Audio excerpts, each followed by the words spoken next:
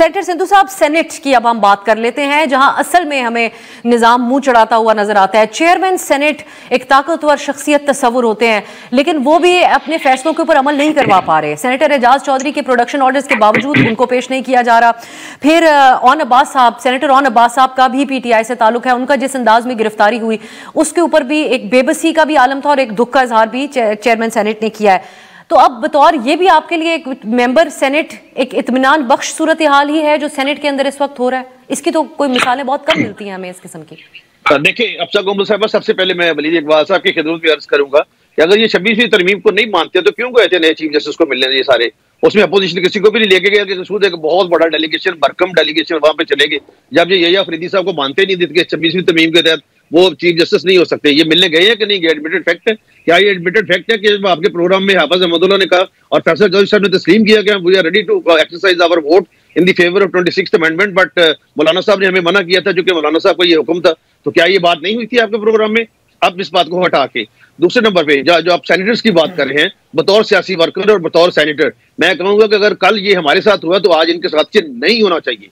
मैं किसी सूरत में भी इसकी हिमायत नहीं कर सकता एज ए सेनेटर कि एक जो मौजूद सेनेटर है उसका ये फंडामेंटल राइट है और रूल्स जो आइन है और रूल्स है 71 और दूसरे रूल्स उसको इजाजत देते हैं। वलीद साहब उससे ज्यादा मोहतरम बेहतर जानते हैं कि वो जो सेशन है वो ज्वाइन करे। लेकिन ये है कि अपना यूसुफ रजा गिलानी साहब रवायात के अमीन है और उन्होंने आपको पता है जेल जाना कबूल किया था, लेकिन खत लिखने से इनकार किया था सुप्रीम कोर्ट में भी। अब भी इसका हल जो है वो लाजमी निकलेगा। कौन रुकावट बन रहा है सेनेटर साहब? एजाज चौधरी साहब को पेश करने में कौन रुकावट बन रहा है? चेयरमैन सेनेट का तो ऑर्डर साहब के सामने है। देखिए दोनों जो उस दिन अपना आजम अजीज तारिक साहब ने, वजीर कानून साहब ने कहा था कि उनको लाना चाहिए था, मुझे नहीं पता, लेकिन आई विल इंक्वायर इट। और उस दिन इरफान सिद्दीकी साहब ने भी कहा कि इस मामले में दूसरी राय को नहीं है कि उनको नहीं लाना चाहिए। आपने भी सुना, मैंने भी सुना, और मैं दोबारा कह रहा हूँ बड़ा क्लियर हेडेड, चाहे इसका जो मर्जी कोई नुकसान होता है या फायदा होता है, but I am in the favour कि जो भी सेनेटर है, कोई भी मोहतरम मेंबर है, उसका ये एक एसेंशियल राइट है कि वो सेशन भी ज्वाइन करे और जो उसको आइन हदूद देता है, जो भी उसको आइन अपना इख्तियार देता है, वो उस पर लाजमी उस पर अमल होना चाहिए। अब ये डिपेंड करता है कि ये रूल 79 क्या कहता है सेनेट का? सेनेटर साहब, और आप इसके ऊपर भी रोशनी डालिए, हमारे नाजरीन जरूर जानना चाहते होंगे। एक गिरफ्तार हो अगर सेनेटर तो उसका क्या तरीका कार होता है? चेयरमैन सेनेट ने भी उसका हवाला दिया, रूल 79 सेनेट के रूल्स का। जी, you have to get the prior permission from the chairman senate number. और इस हवाले से मतलब ये एक एसेंशियल है, फंडामेंटल है।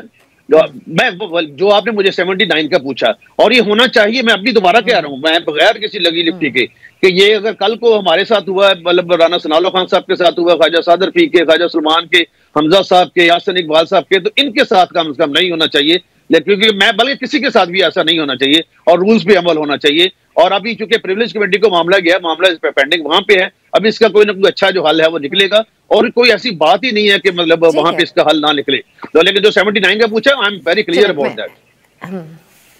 बिल्कुल, आपने बड़ा वाज़ेह मौक़िफ़ अपनाया। सेनेटर वली साहब, मैं चेयरमैन सेनेट ने तो जो इसमें रोल प्ले किया उस पर बात करती हूँ आपसे, लेकिन आप इस बात को अप्रिशिएट करते हैं कि आपकी मुखालिफ जमात से होते हुए भी सेनेटर खलील साहब ने वाज़ेह अल्फाज में दोनों बातों की मजम्मत की है, सेनेटर एजाज साहब को पेश ना करना और सेनेटर ऑन अब्बास साहब की जिस अंदाज में गिरफ्तारी हुई, दोनों चीज़ों को।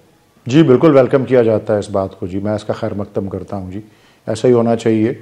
और अगर ज़रा अक्रॉस द बोर्ड ये हो जाए तो और बेहतर है। मैंने तो अक्टूबर 2023 के अंदर समा के ऊपर ये बात की थी जब मियाँ नवाज शरीफ पाकिस्तान वापस आए थे। मैंने तो उनको मुखातिब करके कहा था, मैंने कहा जी उम्मीद है अगर देख रहे हो तो उनको स्टैंड अब लेना चाहिए। ये मैं 23 की बात कर रहा हूँ, जब इलेक्शन में अभी चंद माह बाद वो भी किस तरह ज़ोर ज़बरदस्ती हुआ हो, लेकिन मैंने कहा था जी उनको स्टैंड लेना चाहिए कि जी जब तक लेवल प्लेइंग फील्ड नहीं होगी वो इलेक्शन में शिरकत नहीं करेंगे, क्योंकि उस वक्त से नज़र आ रहा था कि लेवल प्लेइंग फील्ड जो है वो नहीं है। बहरहाल उसके बाद जो हुआ वो सबके सामने है, और बहुत बड़े हीरो होते मियाँ साहब अगर आज स्टैंड उन्होंने ले लिया होता उस वक्त, और जमहूरियत को बहुत तक़वियत मिल सकती थी। लेकिन बहरहाल उन्होंने अपना ये फैसला किया। अब इस वक्त एक पंजाबी का मुहावरा है, गोंगलों से मिट्टी झाड़ना, अब गोंगलों से मिट्टी झाड़ी जा रही है। बहरहाल जी वन वे और दी अदर, ये जो यूसुफ रजा गिलानी साहब हैं, मेरे कॉलीग भी रहे हुए हैं सेनेट में और अब चेयरमैन हैं, इन्होंने ये दुरुस्त मौक़िफ़ जो है इख्तियार किया है, और मुझे उम्मीद है मुझे उम्मीद है कि प्रिविलेजेस कमेटी को किसी ना किसी को जो है इसका जिम्मेदार ठहरा के उनका एहतसाब करेगी जो कि नाफरमानी कर रहे हैं चेयरमैन सेनेट की रूलिंग की, और उसके नतीजे में एजाज चौधरी साहब जो हैं वो सेनेट में प्रोटेक्शन ऑर्डर की तामील में जो है वो पेश किए जाएंगे। इस तरह से माजी में भी ये यूसुफ रज़ा गिलानी साहब जब स्पीकर थे असेंबली के, उस वक्त की भी मिसालें मौजूद हैं।